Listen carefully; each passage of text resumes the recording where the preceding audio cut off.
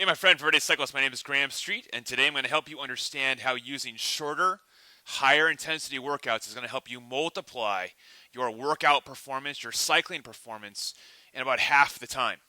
One of the criticisms that I get from other coaches or from other people that are on my YouTube channel or my podcast or, watching me on an ongoing basis is that I make it seem so easy to help you improve your cycling performance in such a shorter amount of time using high intensity training, cycling specific core work, and focused progressive drills over the courses of weeks and months. My typical customer is gaining 10 to as much as 20% threshold performance, which of course the most critical aspect of cycling performance you want to gain, in about 6 hours per week and about 30 to a maximum of 60 minutes of training per session. And that's really short and a lot of difference between the antiquated notion of long, slow base miles, especially in the off season, which many of you, of course, visit my channel for tips and training programs to get. I think one of the reasons why a lot of us have been led to believe this over the past several decades is that it's really passed down from professional level cycling. And the professionals are out there 20, 30, 40 hours a week of training. And we everyday cyclists, we regular people believe that, well, if they're out there for long, slow miles, then that must be what we need to do as well. And part of the problem with that is that professional cyclists are getting paid to be out there training all the time. That doesn't mean that it's right. And actually, if you pay attention to a lot of the more enlightened coaches and programs available today in professional cycling, a lot of them are doing things dramatically differently now than they used to. And let me explain to you just really quickly, number one, what is high intensity training and why would you want to use it in your program regardless of your goal? High intensity training is actually very simple. It's elegantly simple. Basically, it's any workout or session or technique that forces you, your body, to do something that it's never done before. And it's just that simple. It's like crossing a threshold. So if I draw a line in the sand and I put you in a position to go above that line, your body has to respond. It has to adapt. And as a result, it makes typically a positive change. And when you balance it out with recovery and other training sessions to balance that, you're going to get a net effect. One of the reasons why so many cyclists that are doing more of the antiquated old school method of staying below that line, especially in the off season, aren't getting the same results is because they're not crossing that barrier, or they're not crossing it often enough, or some of you are crossing it too often and not balancing it with enough of the recovery sessions coming in. So it's not just a matter of using, blow your doors off, kick you in the nuts training to get you stronger. It has to be balanced, and really more importantly, it has to focus on your weak links, the things that you suck at. Because if you can improve those smaller, weaker links, you're going to improve the entire package. I want you to think about building a building, okay? Have you ever seen a skyscraper being built? You don't see like this little blow-over frame that's built from the bottom all the way to the top, and then they fill in all the gaps to make it strong. That's not how you build a building. You start with the foundation. You begin to piece together compartments to make them stronger and stronger so they can actually hold and withstand the pressure of more and more work being put on top.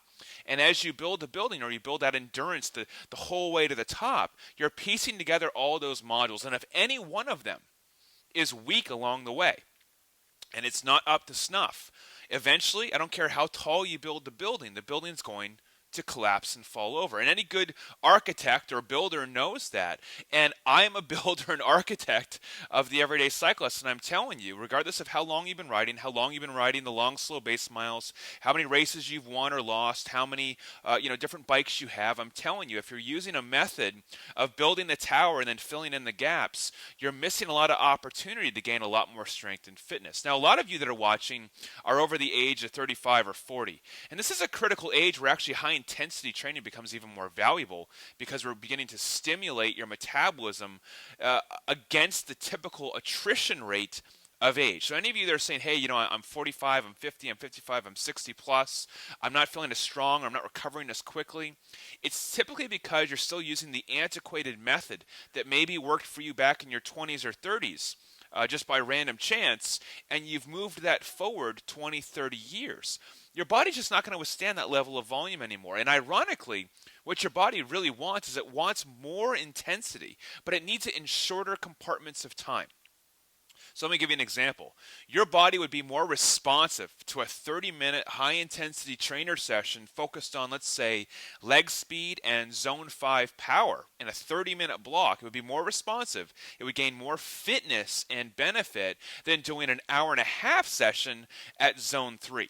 Now, that doesn't mean a zone 3 hour and a half session does not have value. Absolutely it does. What it means is that if you're not balancing that with other high intensity trainer sessions, you're not attacking your core, your flexibility, the smaller compartments of that building that maybe aren't getting worked on as often. And you know, if I'm talking to you, those are the ones that are going to topple you over come the big goal day. So if you're training for century or races, masters races, hill climbs, never forget that the cumulative of your fitness is a measure of all the small building blocks together over time. And the more time you put into the smaller, intensity focused building blocks, the stronger your fitness base and foundation is going to be. And you can go out there and ride 250, 300 miles this week.